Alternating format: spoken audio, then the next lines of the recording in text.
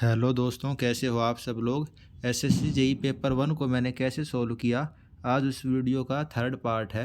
इससे पहले 1 से लेके 30 क्वेश्चन जो टेक्निकल के हैं वो हमने डिस्कस कर लिए थे कि कौन सा क्वेश्चन करना होता है और कौन सा क्वेश्चन छोड़ना होता है।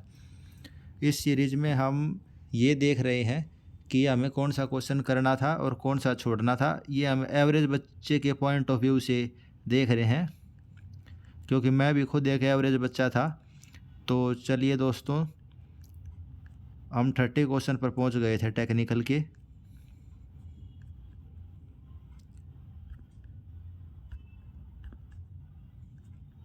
वहाँ से शुरू करते हैं।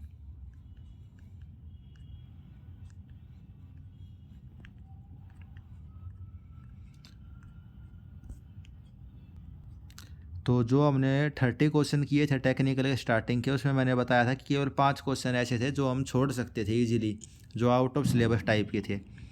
तो आज हम 31 क्वेश्चन से देखते हैं। अब इसमें क्वेश्चन में क्या था, bamboo can be utilize as a building material for scaffolding bridges house and buildings. अब आपको बम्बू के बारे में क्या पता है कि भाई एक लकड़ी टाइप का होता है, उसको हम स्कैफोल्डिंग की तरह यूज कर सकते हैं। भाई स्कैफोल्डिंग की तरह यूज करते हैं बिल्कुल। अगर किसी को स्कैफोल्डिंग की डेफिनेशन पता होगी तो बिल्कुल उसको पता होगा भाई बम्बू उसको यूज कर सकते हैं। अब स्टेटमेंट 2 पढ़ो। Bamboo like wood is a natural composite material with low strength to weight ratio and can not be useful for structure. अब इसमें ये देखो, can not be useful for structure, ये लाइन तो गलत हो गई। अगर हम पूरे स्टेटमेंट को गौर ना करें लेकिन इस बात को भी देख लें, क्योंकि स्ट्रक्चर में तो हम उसको यूज कर ही रहे हैं। और इस चीज़ को भी देखो, इसमें कुछ पॉइंट होते हैं। जैसे इसमें देखो क्या लिख रखा है इसने, नेचुरल कंपोजिट मटेरियल। बम्बू तो नेचुरल मटेरियल है। कंपोजिट मटेरियल क्या होता है, जो दो टाइप के मटेरियल से मिलकर बना होता है। तो सेकंड स्टेटमेंट इसमें गलत हो गई। इसका आइडिया मैंने इस पॉइंट से लगाया था कि नेचुरल कंपोजिट मटेरियल है, इस वजह से मैंने स्टेटमेंट 2 को गलत कर दिया। और स्टेटमेंट 2 गलत होता है, ये वाला क्वेश्चन मेरा सही हो गया। 32 which of the following is not employed in secondary treatment of sewage.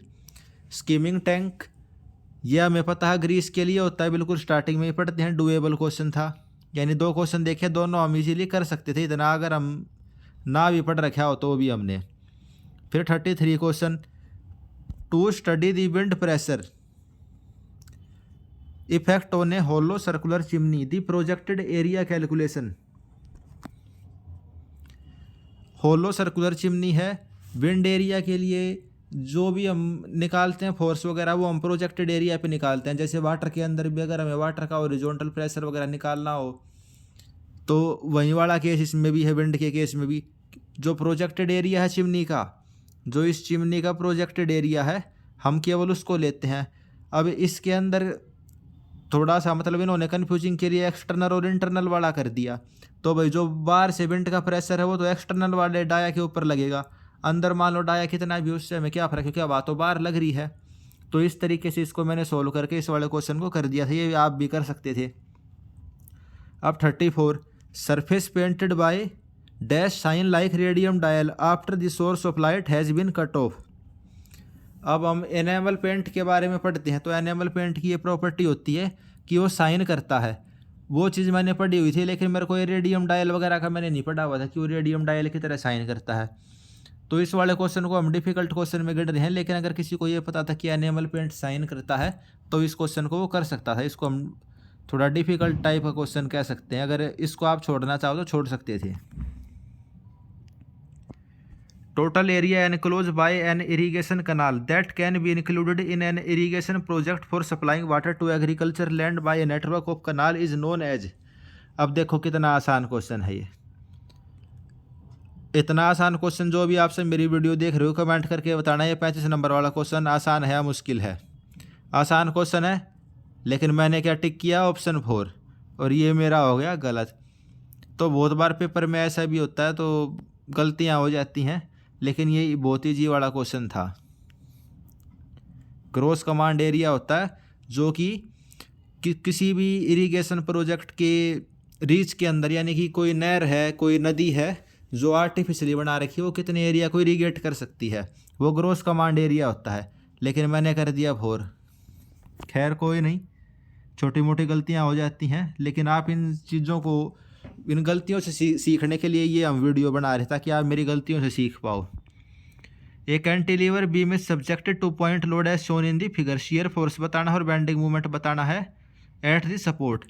Simple सा बिल्कुल इजी वाला केस था, मल्टीप्लाई करके डिवाइड करके, वो मल्टीप्लाई करके शियर फोर्स और ऐड करके, मल्टीप्लाई करके बेंडिंग मूवमेंट और ऐड करके शियर फोर्स, इसमें हम निकाल सकते थे।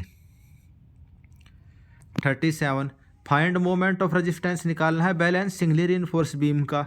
अब इसके अंदर भी बिल्कुल मतलब मल्टीप्लाई तो करना पड़ रहा था, लेकिन इस क्वेश्चन को आप कर सकते थे क्योंकि इसमें डायरेक्ट फॉर्मूला था। क्योंकि बैलेंस बीम है, M20 ग्रेड कंक्रीट है, Fe415 के लिए क्या फॉर्मूला होता है बैलेंस सिंगली रिइंफोर्स सेक्शन का, 0.48 FCK BD²।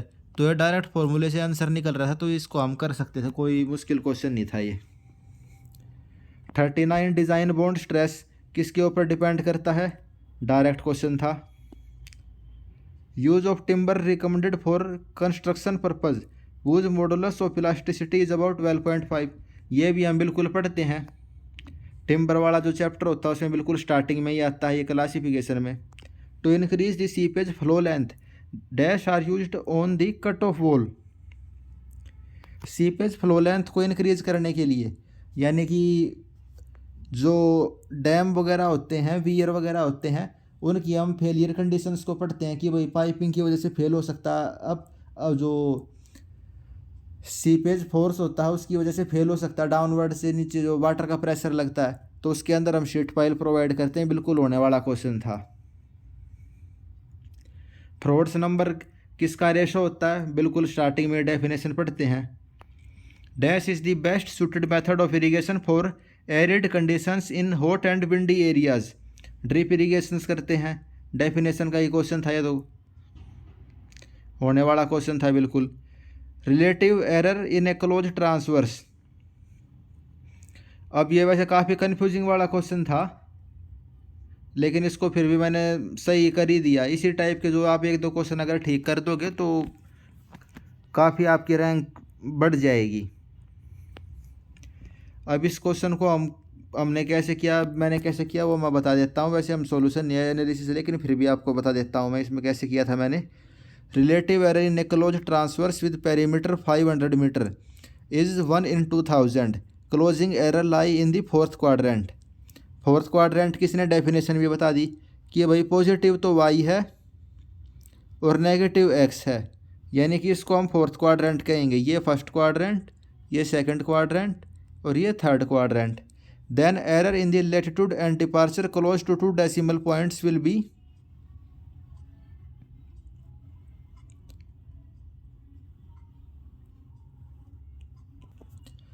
पहले तो हमने इसमें टोटल एरर निकाल ली। 500 मीटर है और एरर है 1 in 2000, तो 1 in 2000 को 500 से मल्टीप्लाई करके हमें क्या मिल गया, 0.25 टोटल एरर। अब ऑप्शन देखते ही हमें समझ में आ रहा है 0.2 का स्क्वायर प्लस 0.15 का स्क्वायर का हम अंडर रूट लेंगे तो 0.25 होता है, क्योंकि टोटल एरर क्या होती है, एक्स डायरेक्शन में एरर का स्क्वायर प्लस वाई डायरेक्शन में एरर का स्क्वायर का अंडर रूट। अब हमें देखना क्या था, फोर्थ क्वाड्रेंट में हमें दिया हुआ, तो फोर्थ क्वाड्रेंट में लैटिट्यूड होता है पॉजिटिव और लैटिट्यूड होता है नेगेटिव। तो इस तरीके से ये क्वेश्चन हो सकता था। अगर इसको फटाफट से समझ के आप इस क्वेश्चन को करते तो इस टाइप के क्वेश्चन आपकी रैंक बढ़िया बनवाएंगे।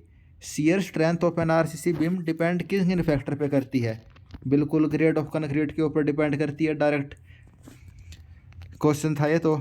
Standard atmospheric pressure at sea level, अब देखो ये कैसे कैसे क्वेश्चन है, 43, 45, 40। अब स्क्रैप वैल्यू ऑफ बिल्डिंग 10%, कितना इजी क्वेश्चन है, अब इसमें क्या ही बताएं आपको। सेंटिसिमल सिस्टम, अब ये भी सर्वे के अंदर हम 3 टाइप के सिस्टम पढ़ते हैं। जो स्केल वाला पार्ट होता है, एंगल मेजर करने वाला पार्ट होता है, उसके अंदर हम सेंटिसिमल पढ़ते हैं। अगर आपने 2 या 3 बार रिवीजन करी होगी तो इस टाइप के क्वेश्चन आप बिल्कुल देखते ही कर दोगे। इसमें क्या था, कुछ नहीं था इस वाले क्वेश्चन में। अब ये 48 वाला क्वेश्चन था, ये देखो इसका ऑप्शन था 1, मैंने किया है 2, ये मेरा गलत क्वेश्चन था। इसमें क्या हो गया, वैसे मैंने इसमें तुक्का लगा दिया। तुक्का तो क्या लगाया, एक चीज़ तो मेरे को पता थी कि कार्बन मोनोऑक्साइड से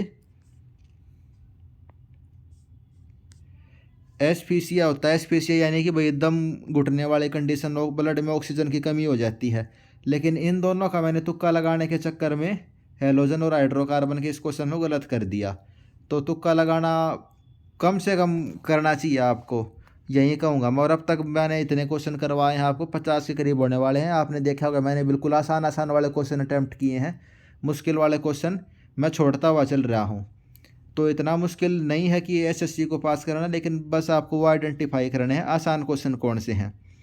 अब पेमेंट जिसमें के अंदर फ्लेक्सिबल स्ट्रेंथ नहीं होती, यानी बेंडिंग में स्ट्रेंथ नहीं होती, कौन सी पेमेंट होती है? फ्लेक्सिबल पेमेंट होती हैं। Which of the following is the appropriate regarding the following two statement. दो स्टेटमेंट दी हुई हैं। अब जो हाइड्रोलॉजी वाला चैप्टर है उसके अंदर स्टार्टिंग में ही आता है भाई ओरोग्राफिक टाइप ऑफ रेनफॉल क्या होती है, उसकी डेफिनेशन बुझी हुई है इसने। और भाई क्यों होता है उसका जो रीज़न भी इसने करेक्ट दिया हुआ। किसी जिसने ओरोग्राफिक रेनफॉल के बारे में पढ़ा होगा, चैप्टर के स्टार्टिंग में ही है, जो स्टार्टिंग की शुरू के 1-2 पैराग्राफ होते हैं उसी के अंदर ये वाली डेफिनेशन आ जाती हैं। तो बताओ इस क्वेश्चन में क्या था? बिल्कुल ईजी टाइप का क्वेश्चन था ये, और ये हो सकता था। तो आज हमने 20 क्वेश्चन करे हैं, 30 हमने पहले करे थे। इन 20 क्वेश्चन के अंदर कितने मुश्किल थे? एक, यानी 48 नंबर क्वेश्चन। ये दूसरा ये बाकी हो सकता था, ये 2 क्वेश्चन।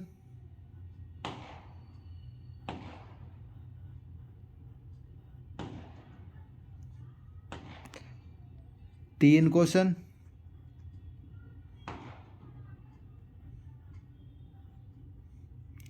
तो टोटल 3 क्वेश्चन थे। आज हमने 20 क्वेश्चन करे, उनमें से जो हम छोड़ सकते थे। उसके अलावा भी देखो कितने आसान आसान क्वेश्चन हैं ये। अब ये नहीं कर सकते थे क्या आप? बिल्कुल देखना, मोमेंट वो inertia force upon gravity force को हम फ्रोड्स नंबर बोलते हैं, इसके रेशियो को।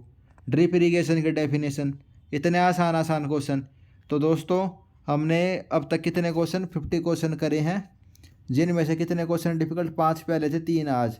तो 8 क्वेश्चन डिफिकल्ट थे जो आपको नहीं करने थे। इतने आप बिल्कुल आसानी से कर सकते थे। कितने? 42 क्वेश्चन, जो बिल्कुल ईजी हम रूटीन के अंदर पढ़ते हैं। और पेपर में आपको केवल वही आइडेंटिफाई करने हैं कि ये क्वेश्चन आसान है, फटाफट देखो टिक करो। 80 क्वेश्चन तो आसान आपको मिल ही जाएंगे। उन 20 के ऊपर आपको ज़्यादा नेगेटिव करने की ज़रूरत नहीं है।